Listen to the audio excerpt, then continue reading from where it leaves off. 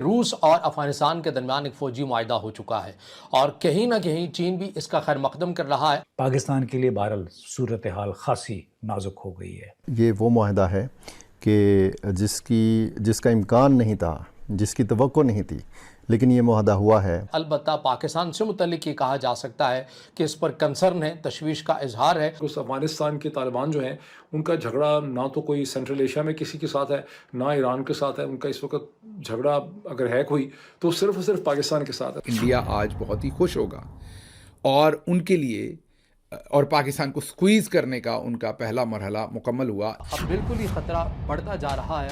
डर, इंडिया आज बहुत ही खुश होगा। खौफ, ड्रोन भी उड़ेगा, फाइटर जेट भी उड़ेंगे। टेंशन, इंडिया उनको क्या दे सकता है? इंडिया भी उनको कुछ नहीं दे सकता। दहशत,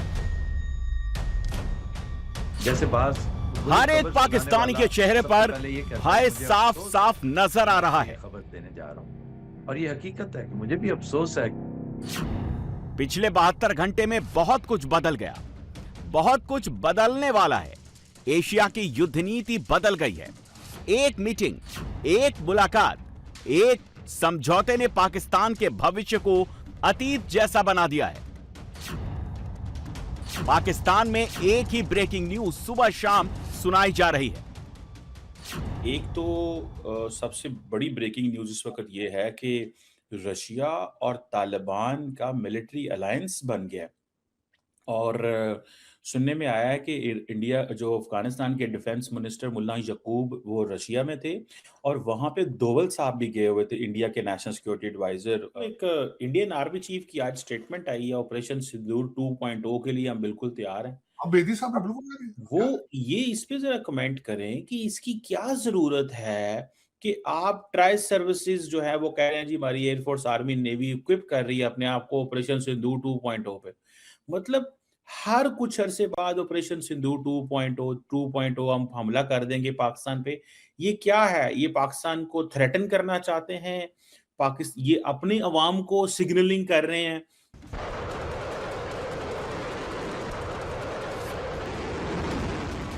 पाकिस्तान में डर का मीटर अचानक बढ़ गया है। पिछले एक महीने में भारत ने 3 मिसाइल का टेस्ट किया और ऐसे ड्रोन का परीक्षण किया जिसके बाद पाकिस्तान अमेरिका के सामने रहम रहम चिल्ला रहा है।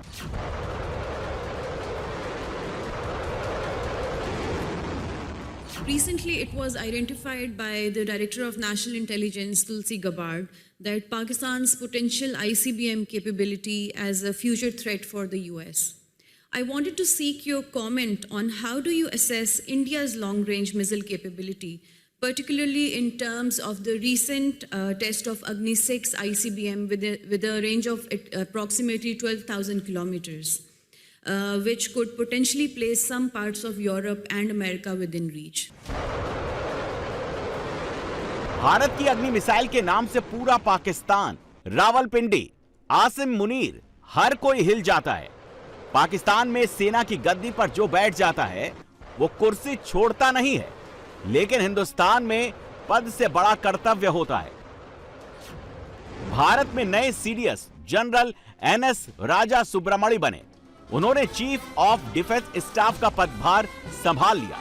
उनके सामने सबसे बड़ा लक्ष्य ऑपरेशन सिंदूर 2.0 के लिए तैयारी करना है।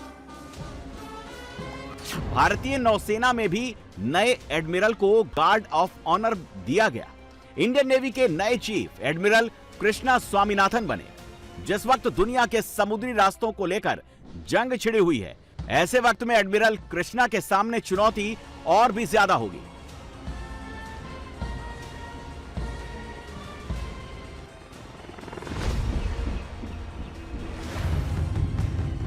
पाकिस्तान को सबसे ज्यादा डर अगर किसी से लगता है तो वो इंडियन नेवी ही है।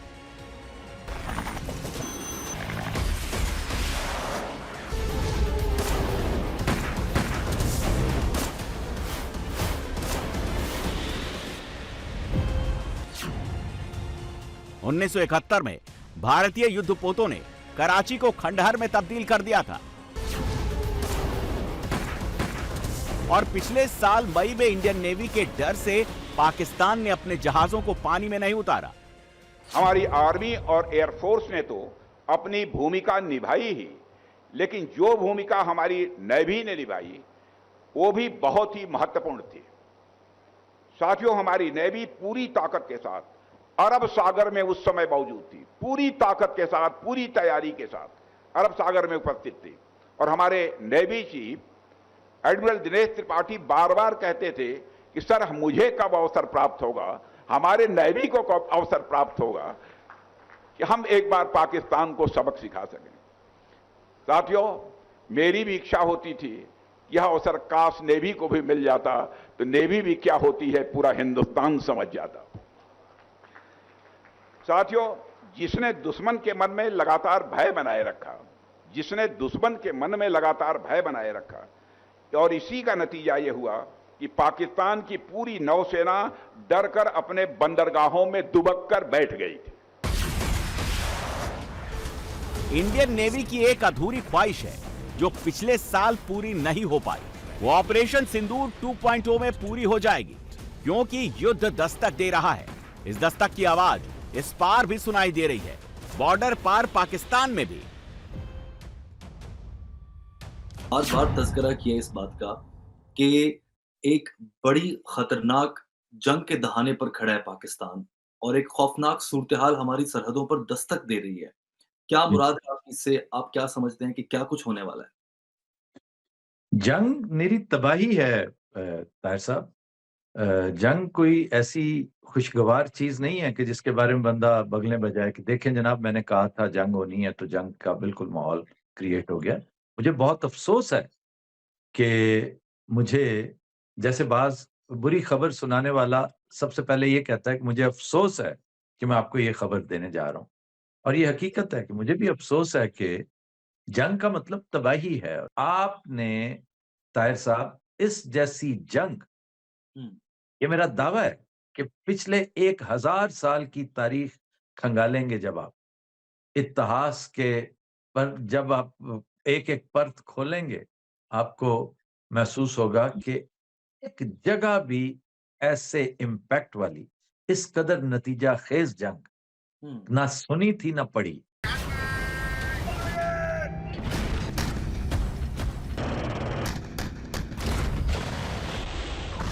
ऐसी जंग होगी जो 1000 साल के इतिहास में किसी ने नहीं देखी होगी। पाकिस्तान का डर वाजिब है, क्योंकि जो तैयारी हो रही है, जिस तरह से हथियार भारतीय सेना में शामिल किए जा रहे हैं, उसके बाद पाकिस्तान का डर बनता भी है।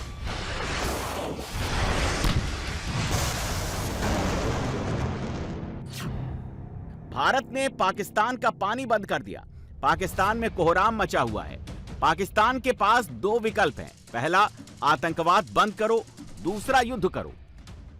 अल्लाह ना करे, खुदा न खासा ये खित्ता जो है ये जंग के उस तरफ जाता हुआ हमें नज़र आए, मामलात सिफारतकारी के ज़रिए ही हल हो जाए। लेकिन पाकिस्तान की तरफ से जो फ़ौजी सतह के ऊपर इक़दामात हैं वो बड़े वाज़े हैं। पाकिस्तान के डिफेंस मिनिस्टर की तरफ से ये वाज़े तौर के ऊपर कहा गया है कि जब हमें ये लगा कि अब बिल्कुल ही ख़तरा बढ़ता जा रहा है और भारत तेज़ी के साथ डैम बना रहा है और ऐसी जगहों पर डैम बना रहा है जिससे पाकिस्तान का पानी शदीद किस्म का मुतासिर हो रहा है, तो हम वो डैम सलामत नहीं रहने देंगे।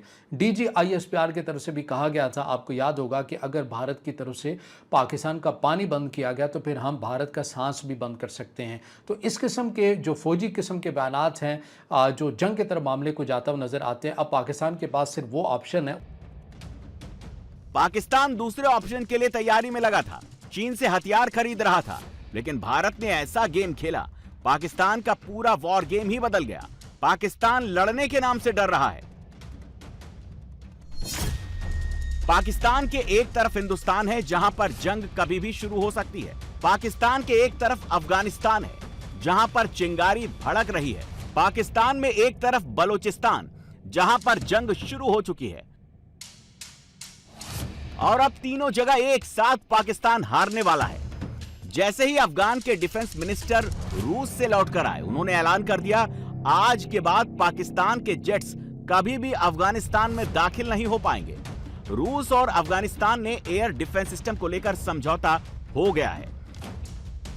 ये एक गेम चेंजर है, ये जो एयर डिफेंस सिस्टम का एग्रीमेंट जो है, जो कहा जा रहा है कि अफ़गानिस्तान और रशिया के दरमियान हो गया, इंडिया आज बहुत ही खुश होगा और उनके लिए और पाकिस्तान को स्क्वीज़ करने का उनका पहला मरहला मुकम्मल हुआ। जिस दिन ये एयर डिफेंस सिस्टम लग गया तो ये जो हम उनको धमकियां देते हैं, ये जब भी जाके हम बमबारी भी कर देते हैं, ये वाला सिलसिला जो है ये इस तरह से मौजूदा हालात में जारी नहीं रह सकेगा। इस हद तक नहीं लाना चाहिए था। ये आसिम मुनीर साहब की दूरअंदेशी नहीं बल्कि पाकिस्तान की बदबख्ती और इनका जो जंगी जुनून और इनकी ज़रूरतें, ये अपनी ज़रूरतों के लिए ज़ाहिर ऐसे काम करते हैं। इंडिया आज बहुत ही खुश होगा और उनके लिए और पाकिस्तान को स्क्वीज़ करने का उनका पहला मरहला मुकम्मल हुआ।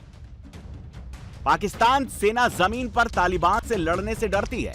एक बार मुनीर ने जंग शुरू की थी तो तालिबान लड़ाके पाकिस्तान के अंदर घुस आए थे। पाकिस्तानी सैनिकों को ढूंढ ढूंढ कर मारा था।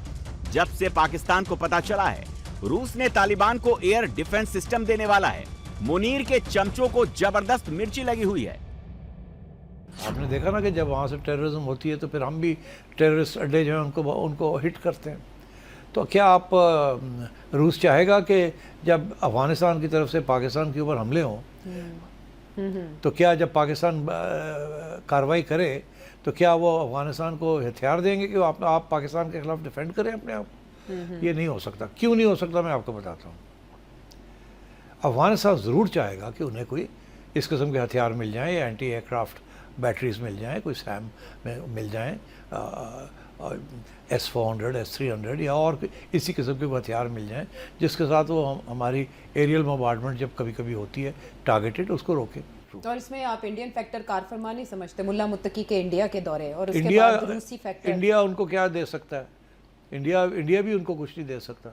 लेकिन उस डिफेंस सिस्टम के लिए रशिया के ऊपर दबाव डाल के या रशिया के साथ ताल्लुकात आपका ख्याल है इंडिया रशिया के ऊपर दबाव दे के हथियार दिलवा देगा अफगानिस्तान को, और चाइना रशिया के ऊपर प्यार मोहब्बत से उनको रोक नहीं देगा इसको? दुनिया के हर देश के पास सेना है, लेकिन पाकिस्तान में सेना के पास देश है जिसको वो रूल करती है। आसिम मुनीर पाकिस्तानी जनता को कभी हिंदुस्तान का डर दिखाता है, कभी अफगानिस्तान के नाम पर डराता। लेकिन सच क्या है, पाकिस्तानी जनता को समझ में आने लगा है। America has a true friendship with Pakistan's Prime Minister Shehbaz Sharif and Field Marshal Asim Munir.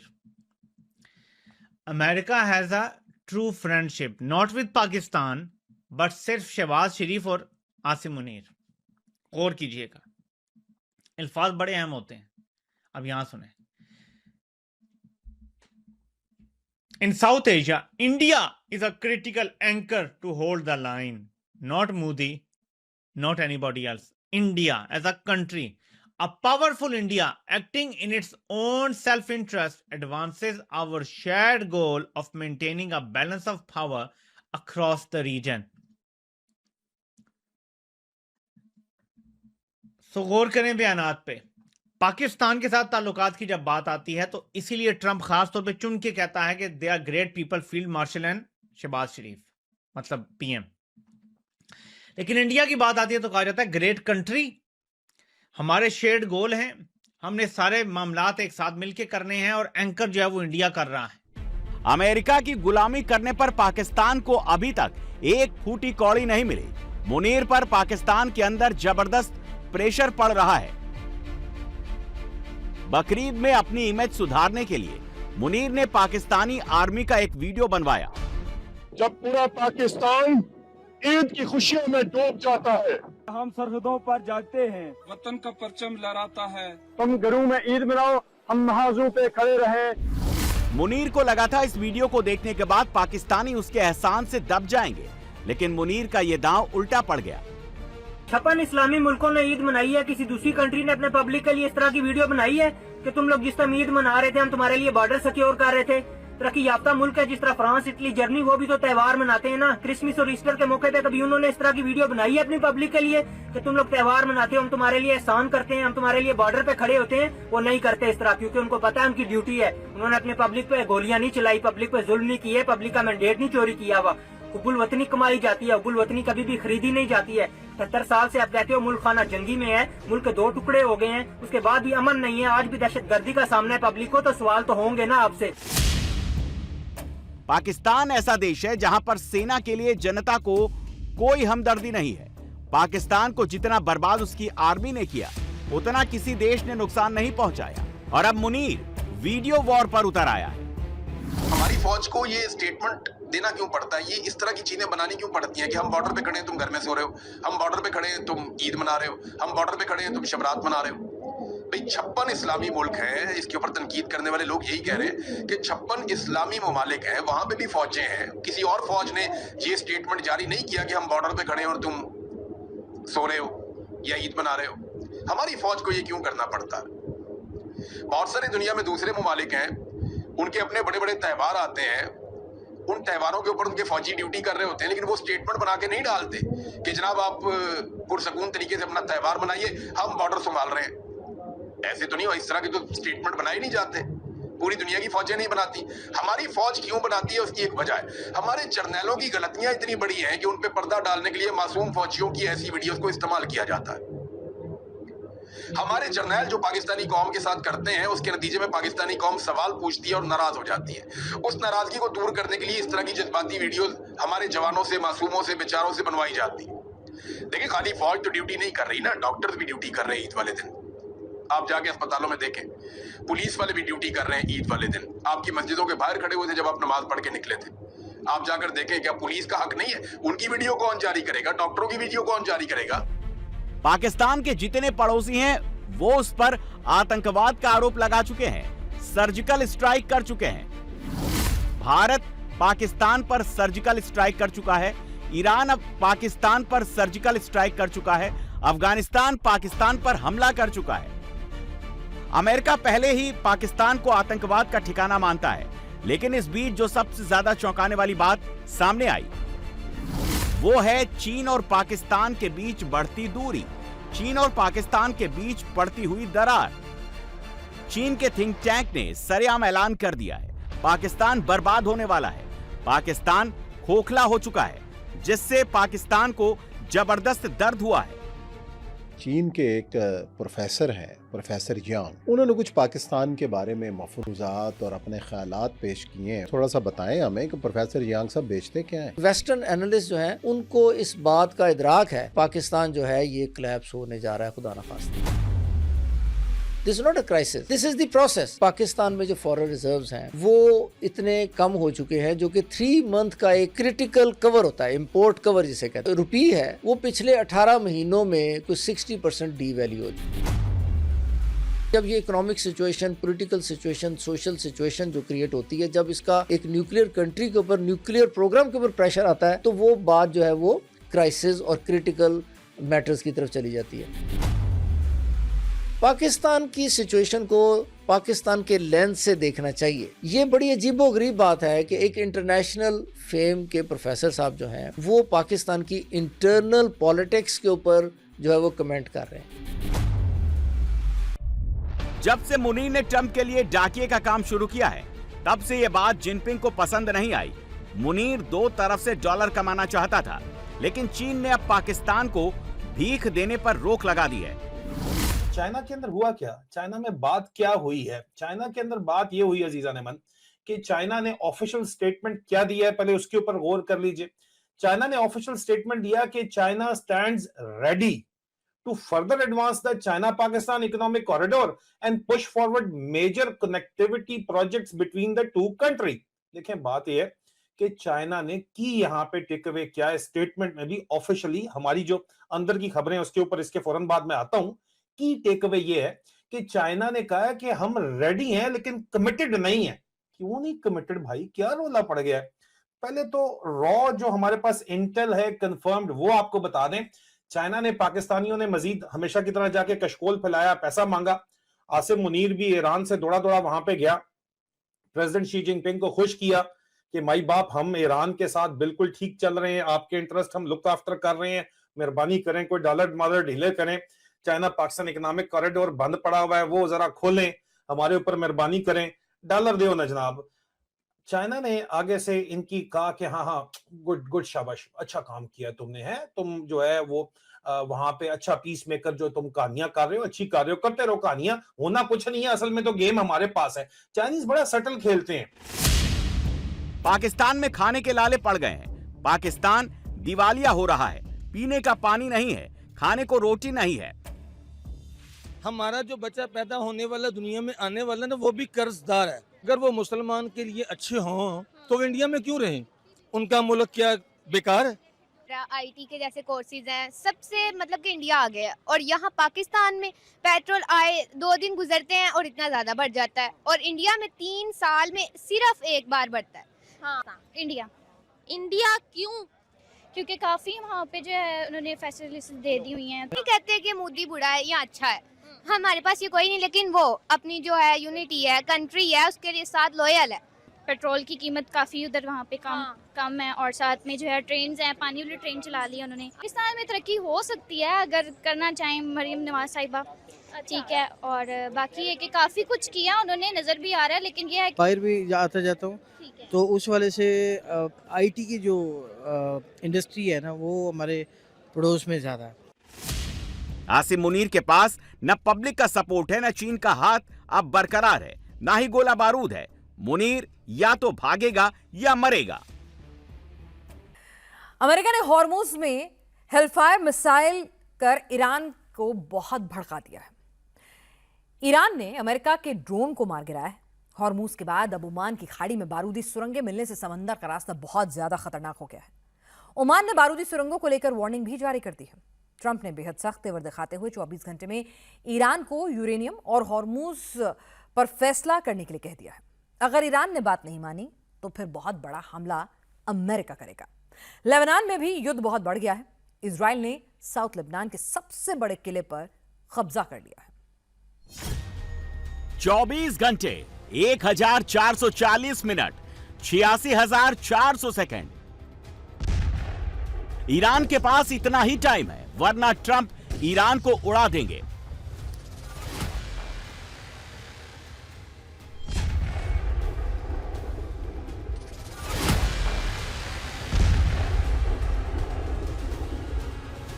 ये ट्रंप की नई गाइडलाइन है। ईरान अगर डील नहीं करेगा तो दुनिया इतिहास के सबसे विनाशकारी हवाई हमले में से एक की गवाह बनेगी। ये बात भी खुद ट्रंप ने फ्लोरिडा में कही है, जहां वो वीकेंड बना रहे हैं।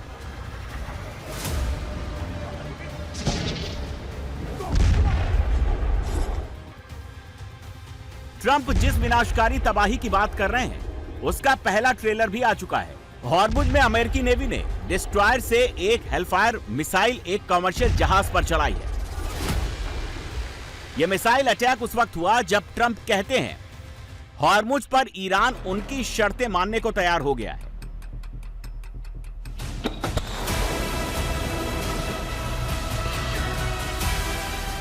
अमेरिका ने हॉर्मुज में जिस जहाज को हेलफायर मिसाइल से निशाना बनाया वो लियान स्टार जहाज है। यह फारस की खाड़ी से ईरान जा रहा था। अमेरिका का दावा है कि जहाज लियान स्टार ने अमेरिकी ब्लॉकेड को तोड़ने की कोशिश की। जहाज के क्रू को वहां मौजूद अमेरिकी नेवी ने 20 बार वार्निंग दी, इसके बाद भी जहाज नहीं रुका तो अमेरिका ने इंजन रूम में मिसाइल फायर कर दी।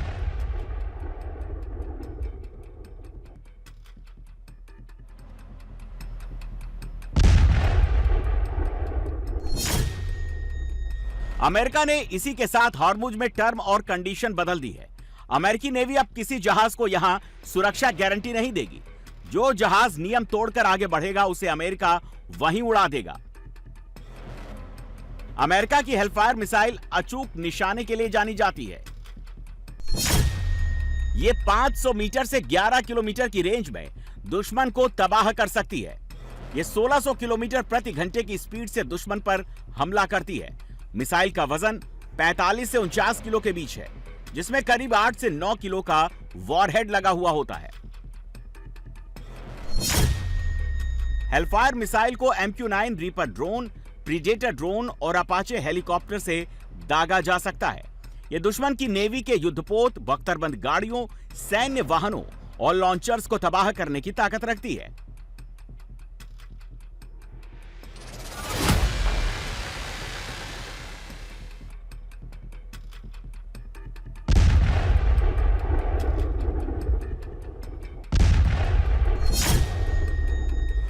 हेलफायर मिसाइल में शेप्ड, चार्ज्ड और टेंडेम चार्ज जैसे वॉरहेड लगे होते हैं। दुश्मन के भारी भरकम टैंक को यह चंद मिनटों में पिघला कर नष्ट कर सकती है। ट्रंप के नेवी ने ईरान जा रहे जहाज पर जो मिसाइल दागी है उसकी कीमत 1,25,00,000 रुपए है। ट्रंप एक बार फिर युद्ध की भाषा क्यों बोल रहे हैं? बार बार बयान क्यों बदल रहे हैं? क्या ट्रंप को लगता है डील वाले पर्चे में कहीं कुछ ऐसा लिख गया है जो अमेरिका के हित में नहीं है? ट्रंप ने डील वाले पेपर में 2 पॉइंट की भाषा बदलने का नया फरमान जारी किया है। एनरिच्ड यूरेनियम पर, दूसरा हॉर्मुज पर। ट्रंप ने ईरान पर और सख्त शर्तें लगाने का निर्देश दिया है। ट्रंप को डील वाले पर्चे की भाषा अचानक क्यों बदलनी पड़ी? ईरान ने बातचीत की शुरुआत में कहा था वो परमाणु हथियार नहीं बनाएगा। तब अमेरिका ने सवाल किया था अगर ईरान परमाणु हथियार खरीद लेता है तो क्या होगा?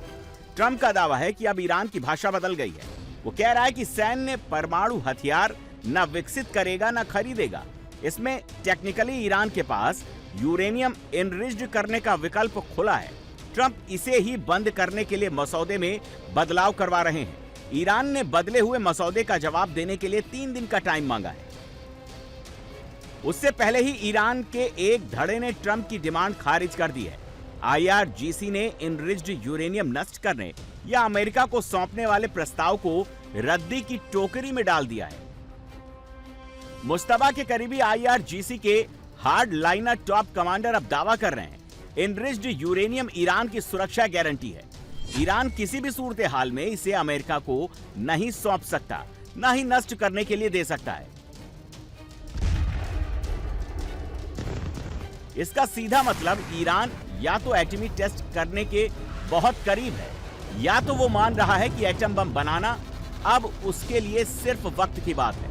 ईरान के पास जो 440 किलो एनरिच्ड यूरेनियम है, उससे 5 से 7 परमाणु बम बन सकते हैं। अगर ईरान के हाथ एक बार परमाणु हथियार आ गया तो फिर मिडिल ईस्ट में अमेरिका और इजराइल का दबदबा हमेशा के लिए खत्म हो जाएगा। Would you be comfortable with Russia or China taking their stockpile of highly enriched uranium, and have they offered to do that? No, I wouldn't be comfortable. Is the US That would not make me comfortable. Is the U.S. considering easing sanctions on Iran to allow Iran to sell its crude to market? No, we're not talking about any easing of sanctions or giving money. No sanctions, no money, no nothing. We have control of money that they claim is theirs. We'll keep control of that money. When they behave properly and when they do what's right, we'll let them have their money. But right now, we're not doing that, and it's not, one thing is not contingent on the other.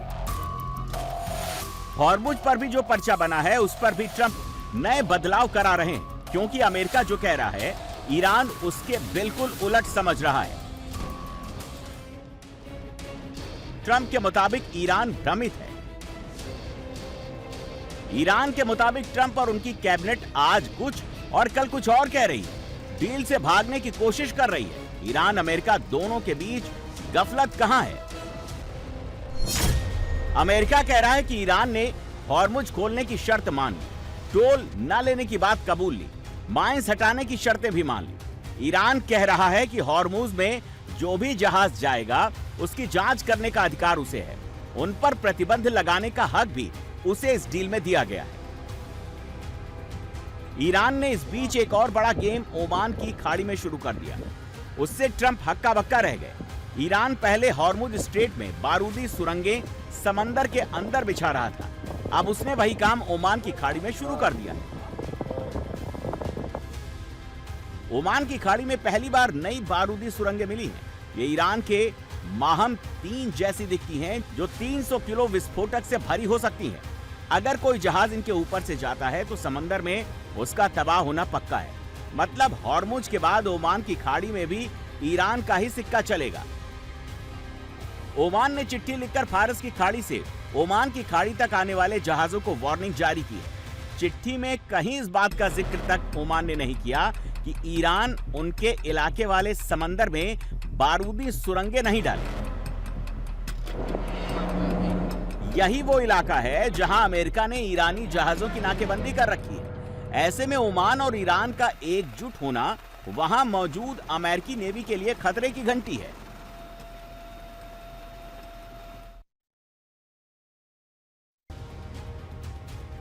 America ने अब एक नया हथियार Hormuz के पास उतारा है जो Iran का दिमाग कुछ ही सेकंड में ठीक कर देगा। यह हथियार दानवों की तरह आग उगलता है। 300 यार्ड की दूरी से ही वहां मौजूद दुश्मन को भस्म करने की ताकत रखता है। अमेरिका की यह युद्ध मशीनरी समंदर के किनारे से भी अटैक करती है और समंदर के बीच से भी दुश्मन को जलाकर राख कर देती है। ये दुश्मन की स्पीड अटैक बोट और शिप पर आग की मोटी लौ फेंकती है। इससे उन बोट और शिप में मौजूद सैनिकों का बचना नामुमकिन हो जाता है।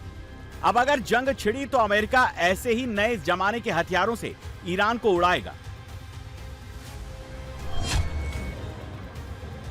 ट्रंप डाल डाल तो ईरान पात पात वाली कहावत इस वक्त युद्ध के मैदान में दिखाई दे रही है। ट्रंप आग उगलने वाले हथियार दिखा रहे हैं तो ईरान मच्छर फ्लीट लेकर तैयार है। ईरान की 27 रजब कैटेगरी की फास्ट अटैकिंग स्पीड बोट को मच्छर फ्लीट इसलिए कहा जाता है क्योंकि वो हॉर्मुज में इन्हें सैकड़ों की तादाद में एक साथ छोड़ता है और ये लंबे चौड़े समंदर में मच्छरों जैसे दिखाई पड़ते हैं।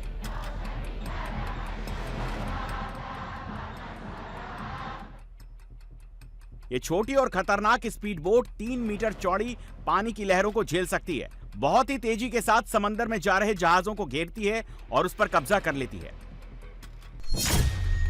ईरान की मच्छर फ्लीट में शामिल हर एक स्पीड बोट में 2 क्रूज मिसाइलें फिट हैं जो 700 किलोमीटर दूर दुश्मन के जहाज को उड़ा सकती हैं। हॉर्मुज और फारस की खाड़ी में बीते 3 दिन में जो हमले हुए हैं उससे सीज फायर टूटने की आशंका गहराती जा रही है। ईरान की IRGC फारस की खाड़ी में अमेरिका के MQ-1 प्रीडेटर ड्रोन को मार गिराया। एक दिन पहले MQ-9 रीपर ड्रोन को मार गिराया था। 24 घंटे पहले ईरान ने एक वीडियो जारी किया था जिसमें अमेरिका का F-22 रैप्टर धू धू कर जलता हुआ दिखाई दे रहा है। अगर ईरान अमेरिका के बीच हमले इस तेजी से बढ़ रहे हैं तो डील पर संकट बढ़ना तय है। Target damaged. Target destroyed.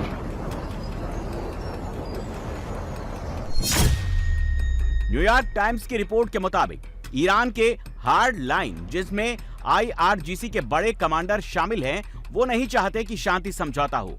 वो अपनी ताकत बढ़ाने के लिए युद्ध को फिर भड़काना चाहते हैं, जबकि तेहरान की लीडरशिप चाहती है कि अमेरिका से डील हो जाए और बम गोले चलना बंद हो जाएं।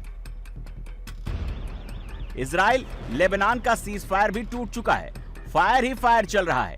इजराइल साउथ लेबनान में ग्राउंड ऑपरेशन के साथ साथ हवाई फायर भी जमकर कर रहा है। इजराइल को अब यहां हिजबुल्लाह के खिलाफ लड़ाई में बहुत बड़ी बढ़त मिली है। साउथ लेबनान के निबातियेह में इजरायली सेना ने ब्लूफोर्ट महल पर कब्जा कर लिया। कई दशक से इस पुराने राजमहल पर हिजबुल्लाह के आतंकवादियों का कब्जा था। 72 घंटे की लड़ाई के बाद अब यहां इजराइल का कब्जा है। ब्लूफोर्ट महल पर कब्जे से इजराइल को बहुत बड़ा रणनीतिक फायदा मिला है। अब यहां से इजराइल के सैनिक आसपास के पूरे इलाके को मॉनिटर कर सकते हैं। हिजबुल्लाह और उसके समर्थकों की गतिविधियों पर नजर रख सकते हैं। ब्लूफोर्ट का किला साउथ लेबनान में सबसे ज्यादा ऊंचाई पर बना है। 26 साल की लड़ाई में इजराइल की यह सबसे बड़ी जीत मानी जा रही है। ब्लूफोर्ट किले को हिजबुल्लाह की सबसे महत्वपूर्ण रणनीतिक संपत्तियों में से एक माना जाता है। ये मेटुला और गलीली प्रायद्वीप के सभी समुदाय पर निगरानी और सर्वेक्षण प्रदान करता है। इसकी लोकेशन ने हिजबुल्लाह को उत्तरी समुदाय और IDF बलों की ओर गोलीबारी और निर्देशित करने की क्षमता प्रदान की। हालांकि आज हम पुष्टि करते हैं कि बलों की ऊंचाइयों पर परिचालन नियंत्रण हासिल कर लिया है। नेतन्याहू इस वक्त 2 फ्रंट पर ग्राउंड ऑपरेशन चला रहे हैं। गाजा में 70% जमीन कब्जाने का टारगेट है। साउथ लेबनान में पहले लितानी नदी तक कब्जा करने का आदेश इजरायली सैनिकों को मिला था। अब इजराइल ने टारगेट जहरानी नदी तक कर दिया है। साउथ लेबनान में हिजबुल्लाह को मिटाने और उसकी जमीन कब्जाने के बाद भी नेतन्याहू रुकने वाले नहीं है। इजराइल का अगला प्लान तैयार है। लेबनान की राजधानी बैरूत के साउथ में बसा दहिया इलाका इजराइल को बहुत खटक रहा है। बैरूत के दहिया को हिजबुल्लाह का सबसे बड़ा गढ़ माना जाता है। इजराइल के रक्षा मंत्री का दावा है कि जब तक दहिया को जमींदोज नहीं कर देंगे, लेबनान पर बमबारी नहीं रोकेंगे। हम शटूला में उत्तरी सीमा पर हैं और हम स्पष्ट रूप से कह रहे हैं कि हम दहिया को पूरी तरह से नष्ट करना होगा। मैंने पिछले युद्ध विराम का विरोध किया था और आज मैं यही कह रहा हूं कि हमें इसे पूरी तरह से नष्ट करना होगा। आईडीएफ अपना काम कर रही है। शुक्र है पिछले कुछ हफ्तों में हिजबुल्लाह के 600 से ज्यादा सदस्य मारे गए हैं, लेकिन ये काफी नहीं है। उनके साथ जो कुछ हो रहा है वो दहिया है। हमें दहिया पर कब्जा करना होगा, उसे पूरी तरह से नष्ट करना होगा, उसे नष्ट करना होगा और फिर से नष्ट करना होगा। हिजबुल्लाह दहिया में है, दहिया में हिजबुल्लाह को नष्ट करो। दहिया को पूरी तरह से नष्ट करने का समय आ गया है। हम अमेरिकी राष्ट्रपति डोनाल्ड ट्रंप का सम्मान करते हैं।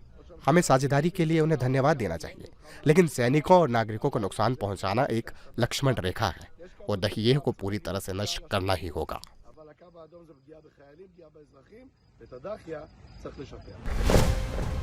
मिडिल ईस्ट का महायुद्ध रोकना न ट्रंप के बूते की बात है, न अमेरिका के हथियारों में इतना दम है। ट्रंप को बस युद्ध से निकलने का बहाना चाहिए।